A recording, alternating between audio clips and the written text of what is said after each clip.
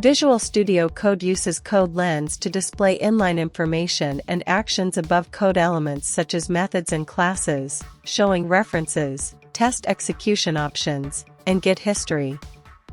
It helps developers navigate and manage code efficiently and can be enabled or disabled in the editor settings.